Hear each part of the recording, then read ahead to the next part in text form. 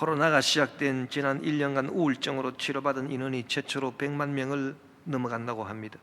실제로 지난해 상반기에만 우울증 치료받은 사람이 60만 명에 달했습니다. 그래서 코로나 우울증, 코로나 블루가 통계적으로 확인되었습니다. 코로나 블루, 코로나 우울증은 코로나19가 확산되면서 사회적 거리두기가 강화되고 사람 간 대면 접촉이 줄어들거나 각종 직업 활동, 구직 활동에 장애가 생겨 발생한 우울증입니다. 그래서 자살에 대해서 생각해 본 적이 있느냐? 그런 질문에 2018년에는 4.7% 사람이 자살에 대해서 생각해 본 적이 있다 그렇게 말했는데 2020년에는 13.8%로 증가했습니다. 그것도 2020년에 3월 달에는 9.7%, 5월 달에는 10.1%, 9월 달에 13.8%가 자살에 대해서 생각해 본 적이 있다.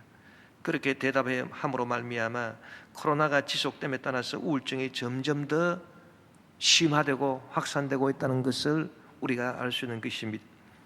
하나님이 살아계심을 믿고 예수님을 주님으로 믿는 그리고 성령과 교제하고 살아가는 우리 성도 여러분, 저와 여러분은 어떻게 이 코로나 블루를 우리가 극복할 수 있으며 또한 이 세상으로 하여금 이 우울증을 극복할 수 있도록 선도할 수 있겠습니까? 먼저 우리가 깨달아야 되는 것은 이 우울증의 근본 감정은 허무감이라고 하는 것입니다.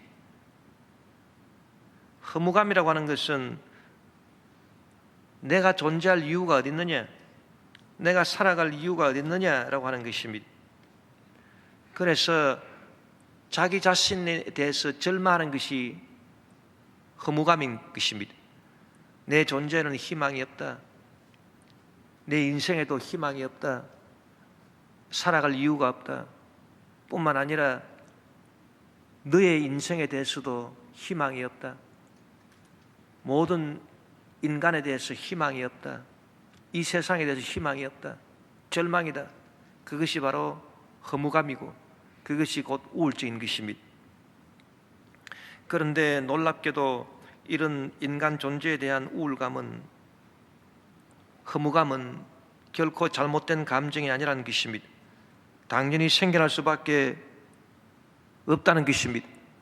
그래서 우리가 성경에 보면은 다윗 같은 신앙의 위대한 선조도 뭐라고 고백했느냐? 시편 144편 4절을 보니 사람은 헛것 같고 그의 날이 지나가는 그림자와 같으니이다 그렇게 말했습니다. 죄악 가운데 출생한 인생이 그 존재의 허무함을 깨닫고 우울증을 앓는 것은 당연한 일인 것입니다. 그러므로 욥도 보니까 인생이 허무하며 어떠한 희망도 없다라고 하는 것을 고백하고 있습니다. 이 욥도 깊은 우울증을 말하고 있는 것입니다. 욥기 17장 14절에서 16절에 보니 무덤에게 너는 내 아버지라 구더기에게 너는 내 어머니 내 자매라 할지라도 나의 희망이 어디 있으며 나의 희망을 누가 보겠느냐? 우리가 흙 속에서 쉴 때는 희망이 서울의 문으로 내려갈 뿐이라고 말했습니다.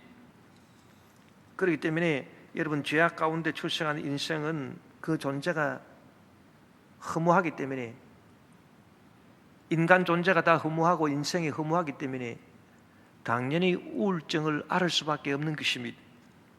그 우울증이 잘못된 병이나 그런 게 아닙니다.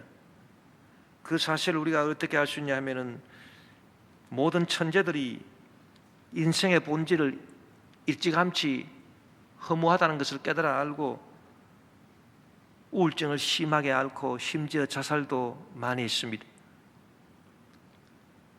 보통 사람들이 바보가 자살하는 게 아니라 아주 똑똑하고 아주 천재적인 그런 사람들이 인생의 본질이 허무하구나 그걸 깨달아 알고 자살을 많이 했는데 우리가 후기 인상주의 화가 빈센트 반 고어 같은 사람 보면 이 사람은 천재적인 작가인데 그 당시 사람들이 알아주지를 못했습니다만은 나중에 그 작품의 진가가 드러나서 작품 한 점이 수백억씩 팔린, 어떤 작품은 900억, 1000억씩 작품 하나가. 그런데 그 고호도 나중에는 권총으로 자기 머리를 쏴서 자살했습니다. 노인과 바다, 무기와 자리끄라 등의 작품으로 유명한 노벨 문학상을 받은 미국의 대문호 어니스트 해밍웨이도 말년으로 갈수록 우울증과 알코올 중독, 망상에 시달리고, 그는 자기 아버지가 엽총으로 자살한 것을 늘 원망하면서 살았는데, 나중에는 자기도 자기 아버지처럼 자기 집에서 엽총으로 머리를 쏴 자살을 해버리고 말았습니다. 버지니아 울프나 일본의 가바다 야스나리 같은 천재 작가들이 다 우울증을 앓고 자살했습니다.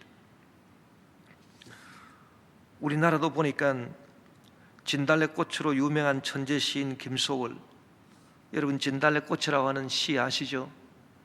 나보기가 역겨워 가실 때에는 말없이 고이 보내 드리오리다.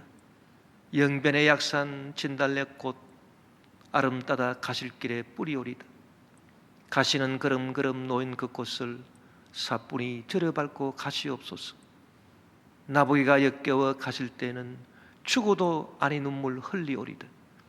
이런 시는 천재가 아니면 지을 수 없는 그런 시. 그런데 이런 시를 지은 천재 시인 김소월도 인생에 대해서 허무함을 느끼고 우울증을 앓고 결국은 자기라고 말하던 것입니다.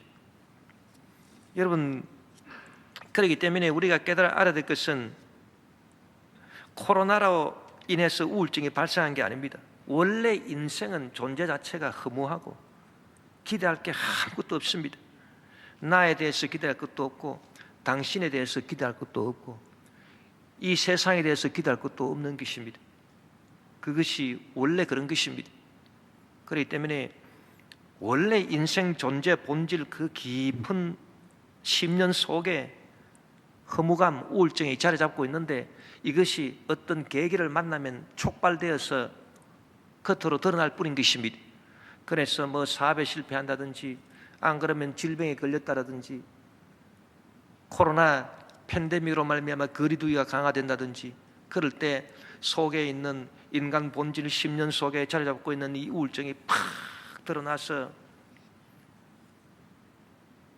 계기로 말미암아 촉발되어진 것이지, 코로나로 인해서 우울증이 발생한 게 아닙니다. 원래 인간 존재가 허무하기 때문에 그 속에 다 우울증이 들어있는 것입니다.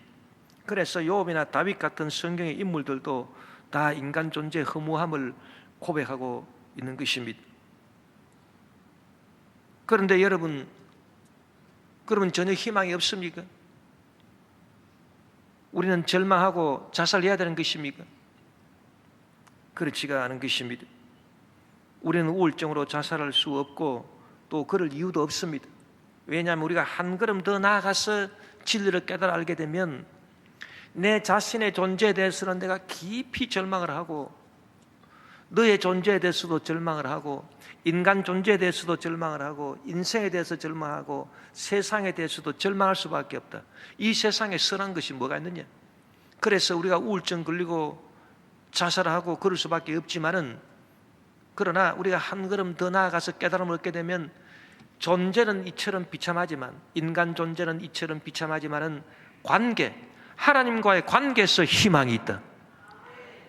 내 존재는 비참하지만은, 너의 존재도 비참하지만은, 인생이 다 비참하지만은, 그러나 하나님과의 관계에서 희망이 있고 예수님이 내 희망이 되신, 그런데 희망도 보통 희망이 아니라 절대 희망이다. 그래서 죽은 자가 부활하는 그런 희망을 예수님으로부터 나는 얻게 된다.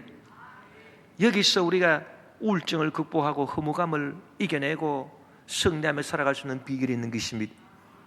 여러분, 성경에 보면은 인간 존재가 비참하다 해도 막달라 마리아 같이 비참한 존재가 있겠습니까? 그 여자는 가족도 없고 홀로 살아가는 여인인데 7 귀신이 들린 여인인 것입니다. 그래서 집도 없고 기갈 데도 없고 길거리에서 노숙하면서 자기 몸을 팔아서 하루하루 연명해 나아가는 그야말로 비참한 존재인 것입니다. 그 여인 속에, 그 여인 존재 속에 무슨 희망이겠습니까? 그 여인의 인생 가운데 무슨 희망이 있습니까? 아무 희망도 없고 절망으로 가득 찬 막달라 마리아였던 것입니다. 그 존재 안에서 무슨 희망이 있으리요? 그러나 그가 예수님을 만나서 예수님과의 관계로 말미암아 위대한 희망을 얻었습니다. 예수님께서 그녀에게 찾아와 주셔서 그녀 속에 역사하는 더럽고 사악한 7 귀신을 다 예수님 당신의 이름으로 묶어서 내쫓아버려 주시고, 그리고 그녀를 완전히 변화시켜 주셔서 그녀의 존재는 절망이지만은 그러나 예수님과의 관계로 말미암아 그녀는 위대한 희망을 얻었는데, 절대 희망을 얻었어. 죽은 자가 살아난 것과 같은 그런 희망을 얻은 것입니다. 그래서 예수님께서 그녀를 제자로 데리고 다니시고, 나중에 예수님께서 십자가에 못 박혀 죽으시고 사흘 만에 부활하실 때 제일 먼저 막달라 마리아에게 나타나신 것입니다. 그래서 마리아가 라비어 부르니까 예수님이 마리아야, 예수님이 마리아의 이름을 불러주신 것입니다.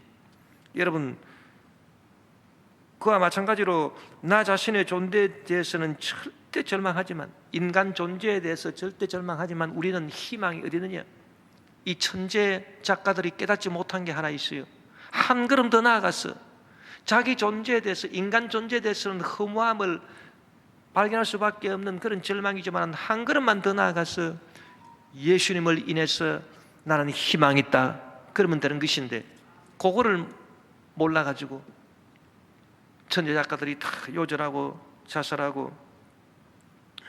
그러나 여러분, 우리는 하나님과 나와의 관계에서, 주님과 나와의 관계에서 내가 어떠한 내 존재가 절망 가운데 처해 있다 하더라도 나는 희망을 얻을 수 있고, 죄 사함을 받을 수 있고, 어렵다 함을 얻을 수 있고, 치료받을 수 있으며, 저주가 사라질 수 있으며, 죽음에서 부활할 수 있는 절대 희망이 있습니다.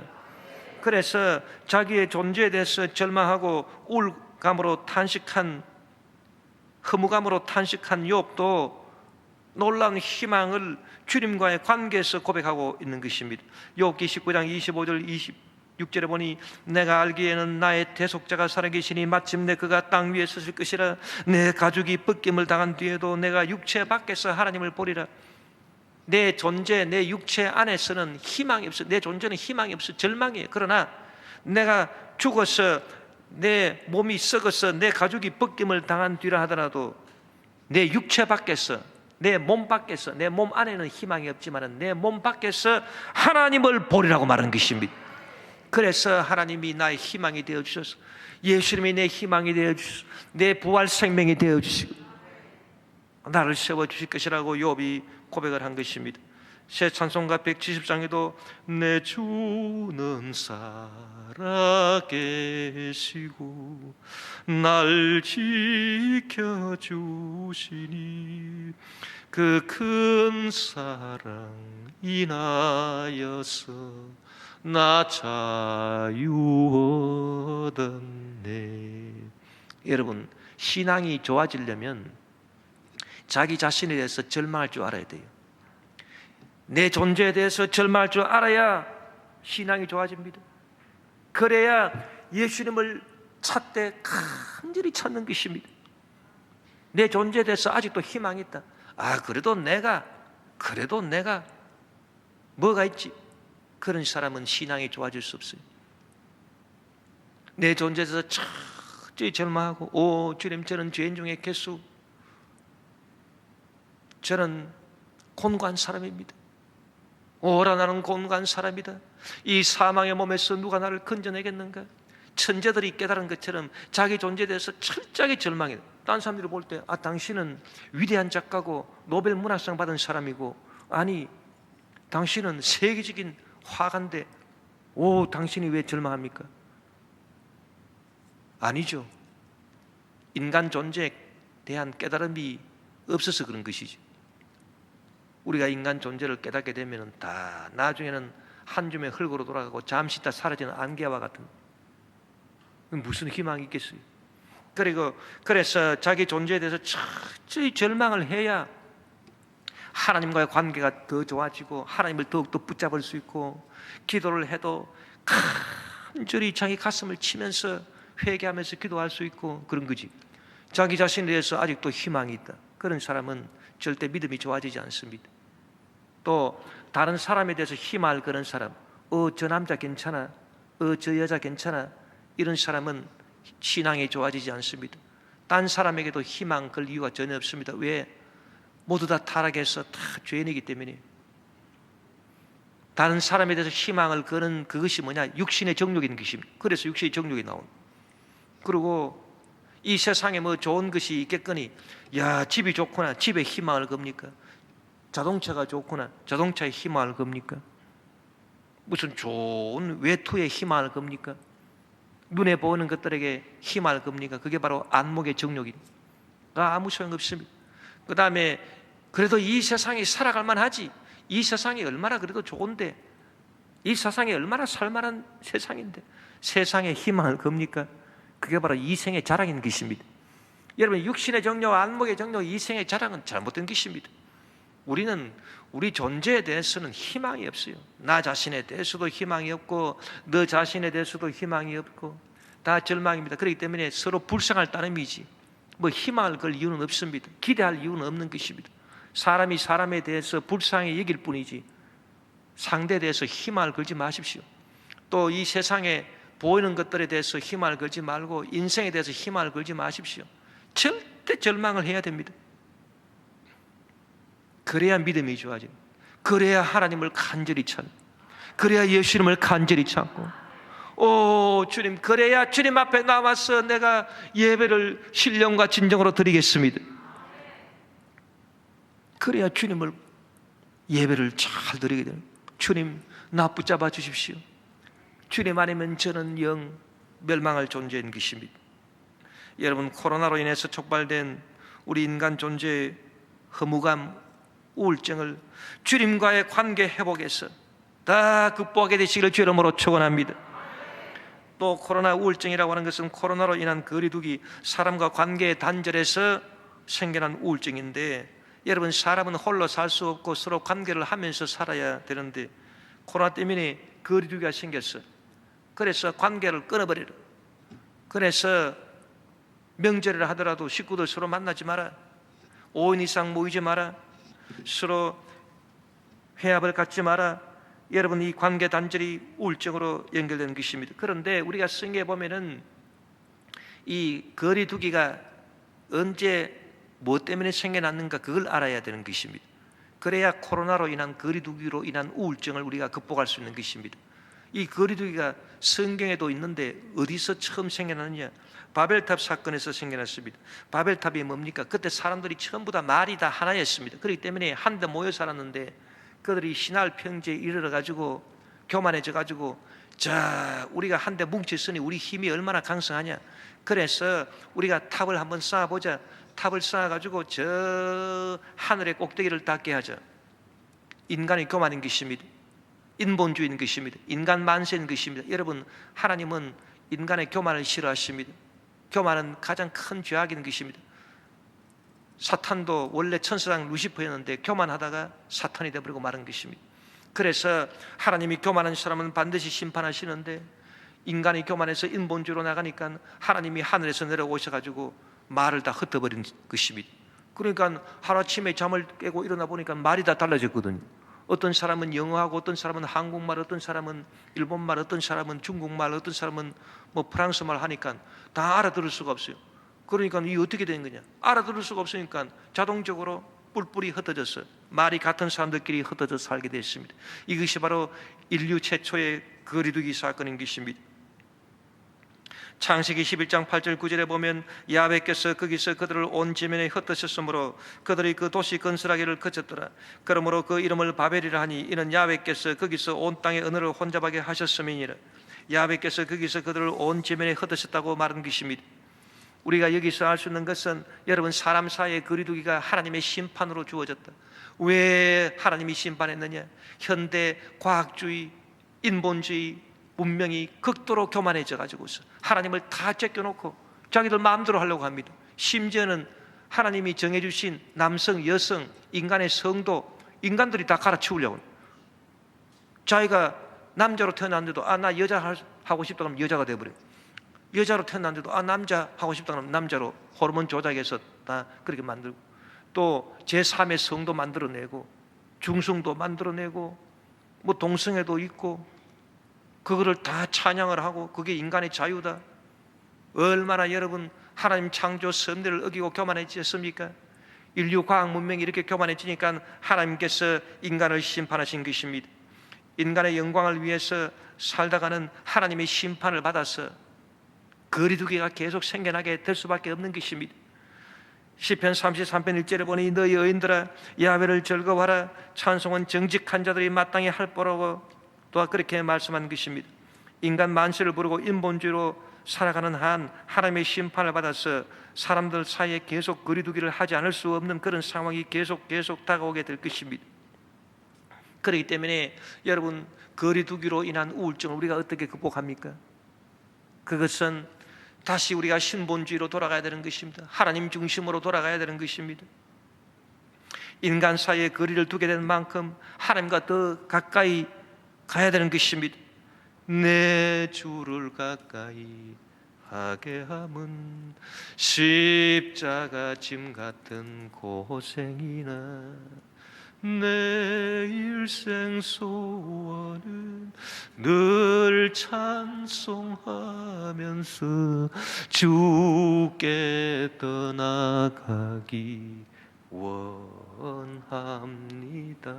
우리가 이 코로나 때문에 사람들과의 거리두기가 되어서 잘 만나지도 못하고 그럴수록 주여 내 주를 가까이, 내 일생 소원은 늘 찬송하면서 주께 떠나가기 원합니다. 우리는 신앙생활 할 때 사람들한테 잘 보이려고 신앙생활 해서는 안 됩니다. 인본주의입니다. 그래서 예수님께서도 구제할 때도 엄밀히 하라. 인간의 영광을 위하지 마라. 그건 인본주의다, 교만이다. 하나님이 심판하신다. 마태복음 6장 1절에서 4절에 보니 사람에게 보이려고 그들 앞에서 너희 의를 행하지 않도록 주의하라. 그리하지 아니하면 하늘에 계신 너희 아버지께 상을 받지 못하느니라. 그러므로 구제할 때 외식하는 자가 사람에게서 영광을 받으려고 회당과 거리에서 하는 것 같이 너희 앞에 나팔을 불지 말라. 진실로 너에게 이르노니 그들은 자기 상을 이미 받았느니라. 너는 구제할 때 오른손에 하는 것을 왼손이 모르게 하여 내 구제함을 은밀하게 하라. 은밀한 중에 보시는 너희 아버지께서 갚으시리라. 그래서 인간의 영광을 구하고 인간 만세를 외치고 하나님 제껴놓고 인간들 마음대로 하겠다는, 그것은 반드시 하나님의 심판을 받기 때문에 이런 거리두기 상황이 계속될 수밖에 없는 것입니다. 그러므로 우리는 이럴 때일수록 하나님과의 관계를 회복해야 됩니다.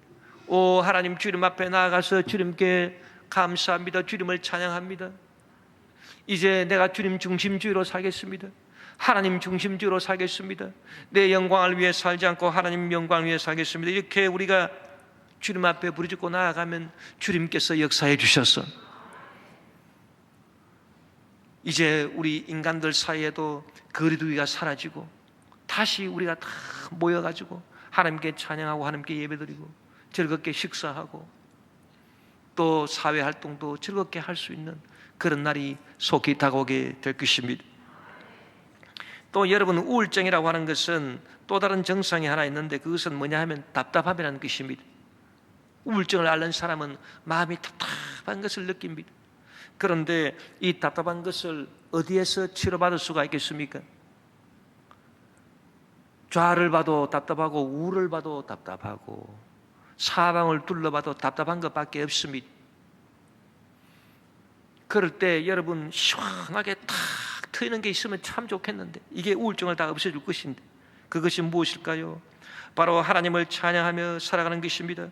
하나님이 지으신 온 우주 창조물에 대한 내 인간의 이성으로 알 수 없는 신비를 느끼는 것입니다. 여러분, 하나님이 하신 일은 참 인간의 이성을 초월해 있기 때문에 신비한 것입니다.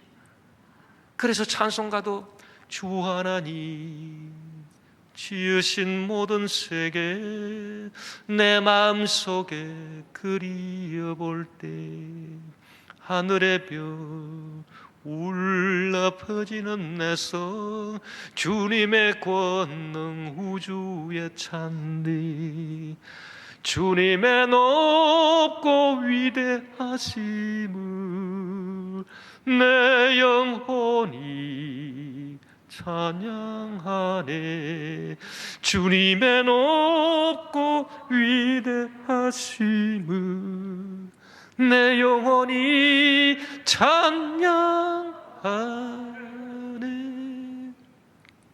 저는 한겨울에도 영하 10도 뭐 15도 이렇게 내려가도 꼭 내가 하나님 앞에 약속한 산기도를 하기 위해서 밤중에 그 추운데 산으로 올라가서 기도하는데 너무너무 좋은 것이 뭐가 좋으냐? 저 하늘에 별이 보여. 하늘에 반짝반짝 별이 보여. 그러면 저 하늘을 바라보면서 주님, 주 하나님 지으신 모든 세계 내 마음속에 그리워볼 때 하늘의 별 울려 퍼지는 내성 주님의 권능 우주에 찬양. 그 찬송 부르면 마음이 답답한 게 싹 시원해지고 세상에 그런 축복이 없는 것입니다. 파스칼은 말하기를 무한한 우주의 영원한 침묵이 나를 두렵게 한다고 했습니다. Le silence éternel de ces espaces infinis m'effraie. 그렇게 말하는 것입니다. 여러분, 우울증의 본질은 그 무엇인가 답답하다는 것, 탁 트이지 않았다는 것. 그런데 우리가 하나님을 잘 믿게 되고 하나님이 창조하신 이 세상 만물을 저 하늘의 별 우주를 바라보게 되면 우주가 얼마나 무한한 우주인데 빛이 가도 수백억 년을 빛이 달려가야 도달할 수 있는 그 거리 다 하나님이 만드신 알 수 없습니다. 신비합니다. 내가 붙잡을 수 없는 무한한 것이 있습니다. 내가 잴 수 없는 내 지식 안에 가둘 수 없는 불가해한 것이 있습니다. 이것이 참 내 마음속에 밀려들고 그래서 이 무한한 우주의 영원한 침묵이 나를 경외롭게 하는, 하나님을 경외롭게 하는, 두렵게 하는, 한편으로 무서우면서도 한편으로 탁 트이고 신비하고 마음이 시원해지는 그런 체험을 하게 되는 것입니다. 여러분, 성령 충만의 체험, 이것이 뭡니까? 바로 신비 체험인 것입니다. 우리가 이 코로나로 우울할 때일수록 기도를 열심히 해서 성령 충만 받아야 돼요. 성령 충만 받으면은 하나님이 계시가 우리에게 임하고 환상이 임하고 그러면은 내 마음이 시원하게 탁 열리는 것입니다. 고린도후서 12장 1절에서 4절에 보니 무익 하나만 내가 부득불 자랑하노니 주의 환상과 계시를 말하리라. 내가 그리스도 안에 있는 한 사람을 아노니 그가 14년 전에 셋째 하늘에 이끌려 간저라. 그가 몸 안에 있었는지 몸 밖에 있었는지 나는 모르거니와 하나님은 아시느니라. 내가 이런 사람을 아노니 그가 몸 안에 있었는지 몸 밖에 있었는지 나는 모르거니와 하나님은 아시느니라.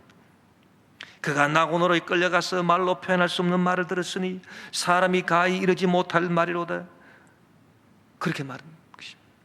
여러분, 우리는 이 거리두기 답답한 시대에 하나님을 만나고 하나님이 지으신 온 창조물의 신비를 체험하고 성령 체험하고 삼청천에 올라가고 하나님의 계시를 받아서 내 마음이 탁 열리는 그런 시원함을 체험하는 저와 여러분 되시기를 주 이름으로 축원합니다. 철학자 쉘링은 말하기를 낭만이 뭐냐? 낭만이라고 하는 것은 다른 게 아니에요. 낭만이라고 하는 것은 유한한 존재가 무한한 것이 그 유한한 존재 속에 들어가서 유한한 존재가 무한한 하나님을 체험하는 그것이 바로 낭만이라. 그게 참 마음을 시원하게 열어주는 즐거움, 낭만이라. 그렇게 쉘링은 말한 것입니다. 독일의 위대한 낭만주의 시인이 있죠. 라이나 마리아 릴케입니다. 이분이 읊은 시 가운데 감당할 수 없는 그 빛이라고 하는 시가 있는데, 꿈을 꾸는 듯 잔잔한 얼굴에서 순결한 영혼이 넘쳐 흐르듯 사랑하는 그대의 눈 언저리엔 빛이 가득한 한 바다가 감돈다. 감당할 수 없는 그 빛 앞에서 나는 몸을 떤다. 소리도 없이 문이 열리고 화사한 크리스마스 트리가 나타날 때 숨을 죽이고 발을 멈추는 어린 아이들처럼, 여러분, 이런 낭만을 우리가 믿음 안에서 체험할 수 있어요. 성령 체험으로 우리가 체험할 수 있어요. 이런 것들을 우리가 체험해야 답답한 심령이 탁 열리면서 우울증이 다 사라지게 되는 것입니다.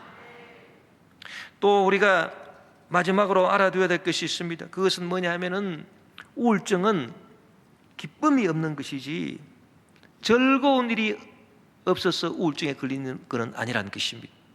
그게 무슨 말일까요? 여러분, 성경이 우리에게 가르쳐주는 진리인 것입니다. 즐거운 일이 있으면 우울증이 없겠지, 그게 아니라는 거예요.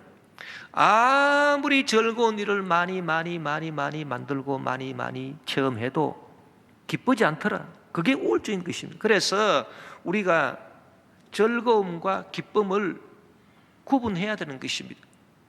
즐거운 일이 나한테 기쁨을 가져다 주겠지, 그게 아닙니다. 아무리 즐거운 일을 많이 만들어도 이것이 나한테 기쁨을 주지 못한다는 거예요. 그것을 누가 말해주고 있느냐? 성경에 보니까 솔로몬이 제일 잘 가르쳐주고 있는데, 이 솔로몬이 어떤 사람입니까? 이스라엘의 왕입니다. 자기가 하고 싶은 일 다 했습니다.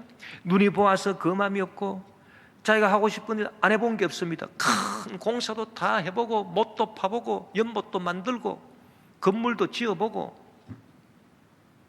또 인생의 즐거움을 누리기 위해서 처첩들을 1000명이나 두고 자기가 하고 싶은 일 다 했어요. 누리고 싶은 즐거운 일 다 누려봤어요. 그런데도 뭐냐? 희한하게도 기쁨이 없더라. 그래서 우울증에 빠진 것입니다, 솔로몬이. 전도서 2장 1절에 보니 나는 내 마음에 이르기를, 자, 내가 시험 삼아 너를 즐겁게 하리니 너는 낙을 누리라 하였으나 보라, 이것도 헛되도다. 즐거운 일을 아무리 체험해도 이게 기쁨을 안 주니까 우울증이 되어버립니다. 그래서 헛되고 헛되며 헛되고 헛되니 다 헛되도다. 여러분, 요새 사람들이 거리두기로 말미암아 우울증이 생기니까, 무슨 즐거운 일이 있으면은 이 우울증이 사라지겠지, 그래가지고 무슨 즐거운 일을 한번 만들어 볼까?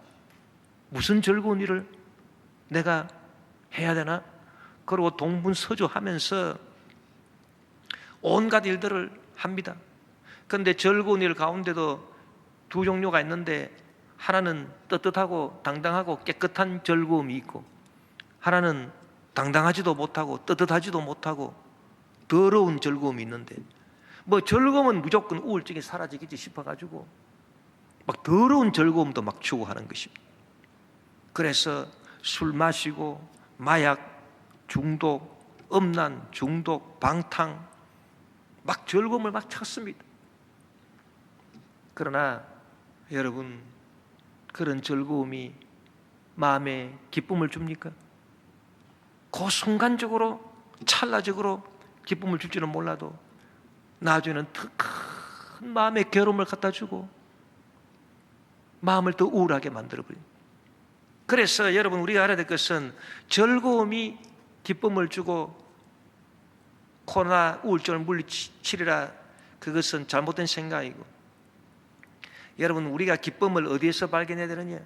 즐거움에서 발견하는 것이 아니라, 비록 괴롭다 하더라도 주님의 영광을 위한 일이면 그것이 나중에 기쁨이 된다는 것을 알아야 되는 것입니다. 인간이 추구하는 즐거운 일들이, 이 솔로몬이 고백한 거 보니까 헛되고 헛되며 헛되고 헛되다, 기쁨이 하나도 없어요. 그러나 성경에 보니까 주님을 위해서 얻어맞고 주님을 위해서 전도한다고 애쓰고, 그거 별로 즐거운 일 아닙니다. 그런데도 그것이 나중에 기쁨이 되는데, 이 기쁨이 우울증을 다 없애주더라. 할렐루야. 이런 경우는 절대로 우울증에 걸리지 않습니다. 성경에 보니까 바울과 실라가 두아디라에서 복음을 전하다가 점치는 귀신 들린 여종 한 사람을 만났습니다. 그런데 이 여종이 점을 치는데 점으로 딱 쳐보니까 바울과 실라는 보통 사람이 아니라 진리의 말씀을 전하는 하나님의 종이거든요. 그래서 바울과 실라가 복음 전하는 데마다 따라다니면서 이 사람들은 뭐 하나님의 높으신 사람들이고 진리를 전하는 사람이라고 막 외치고 돌아다니는데, 맞는 말이지만은 그러나 바울과 실라가 그 여종을 보니까 불쌍하기도 하고 성가시기도 하고, 그래서 불러서 나사렛 예수 이름으로 명하는 이 더러운 귀신아, 이 여인 속에 역사하는 이 점치는 귀신아, 나사렛 예수 이름으로 묵음하고 떠나가라. 쫓아내니까 귀신이 나가버렸습니다. 귀신이 나가니까 점을 못 치잖아요.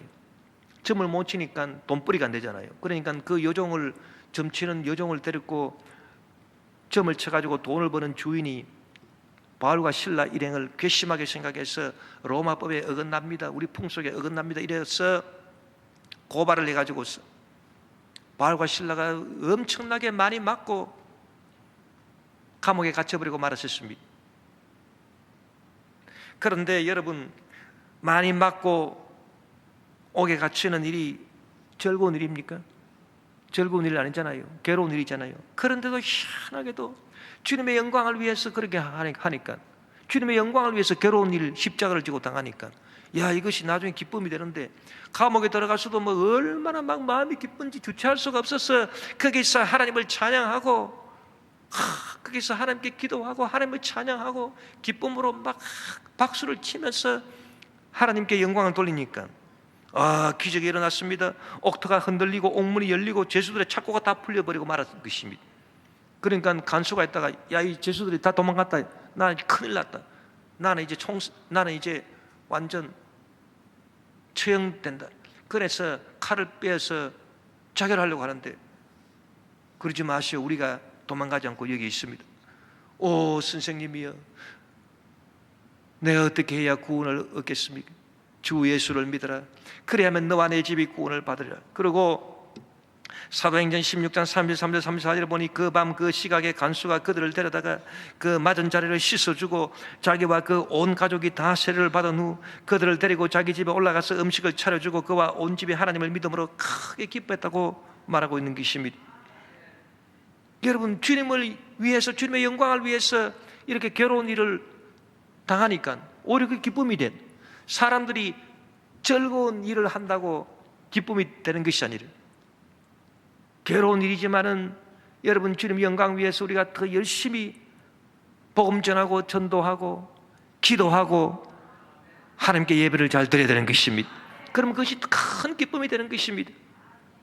손현보 목사님 간증을 보니까 그분은 4살 때 아버님이 돌아가셨어요. 어머님이 혼자서 애들을 키운다고 얼마나 고생을 많이 했는지 말로 다 할 수가 없고, 집안이 얼마나 가난한지 말로 다 할 수가 없어요. 그래서 중학교를 들어갔는데, 중학교 들어가면 학생들이 전부 다 운동화를 다 신고 중학교를 다니는, 그분은 집안이 너무 가난해가지고 운동화 살 돈이 없어요. 그래서 금정 고무신을 신고 중학교를 다 다니는. 중학교가 남녀공학인가 봅니다. 남녀공학인데, 그래서 여학생 남학생이 이렇게 짝꿍을 지어서 이렇게 앉는데, 여학생이 자기 짝꿍이 되면 그 여학생이 담임 선생님한테 가가지고 짝꿍 바꿔달라고, 나는 저 소년보고 같이 못한다고 그렇게 수모를 당하고.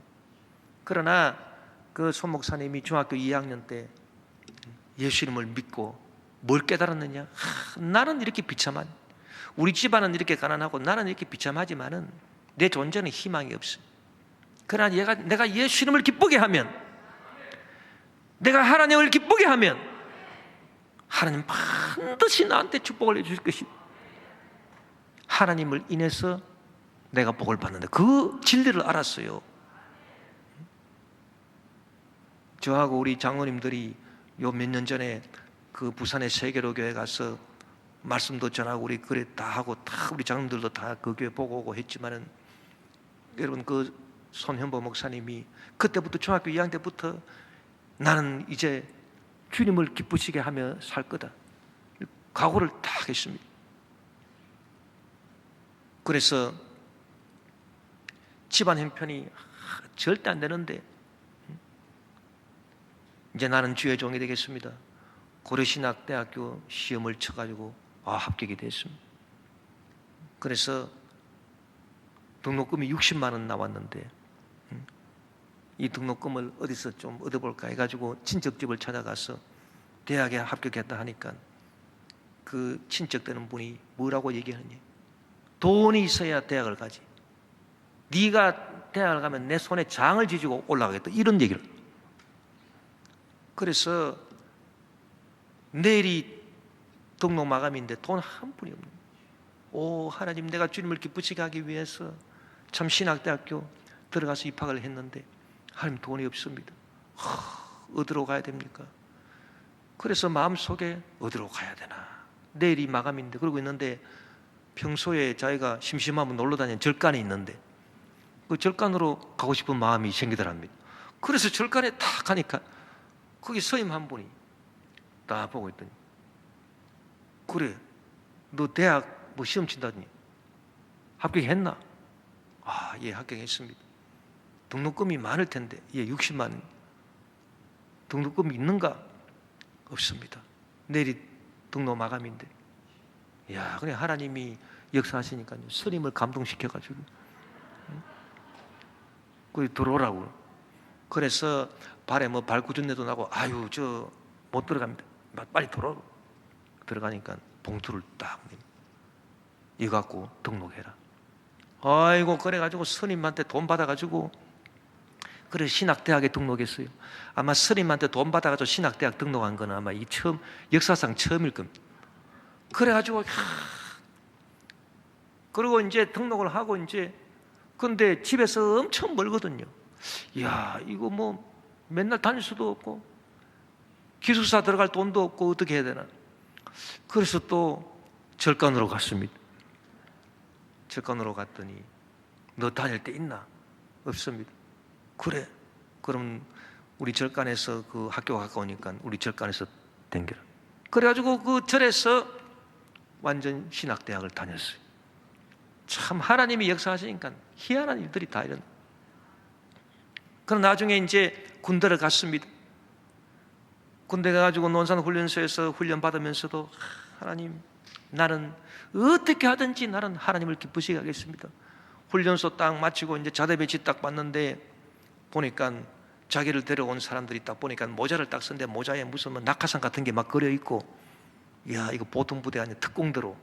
그래서 저기 오살리 기도원에서 한 10분 가면 있는 그 특공대 부대에 들어갔는데 그때는 막 건물도 없고 막 천막을 치놓고 있었다는 것입니다. 거기 들어가가지고 거기는 막 특공대라 군기가 얼마나 센지 뭐 주일날에도 종교활동 이런 게 없어요. 그런데 이 손 목사님은 나는 죽어도 나는 교회 가서 주일날 예배든, 그 주일날 특공 무술 하는데 어이 하다가 시간을 또 보면 지금 예배 드릴 시간인데 특공 무술하다가 밖에 나와가지고 특공 이병 손현보 용무에서 왔습니다. 뭐 종교활동. 이 자식이 이거 시큰 얻어맞고 들어가 임마. 그 들어가서 또 특공 무술 하다가 또 10분 되다 또 나가서 특공 이병 손현보 용무에서 왔습니다. 뭐 종교활동. 이 자식 정신을 또 시큰 얻어맞고 또 들어가.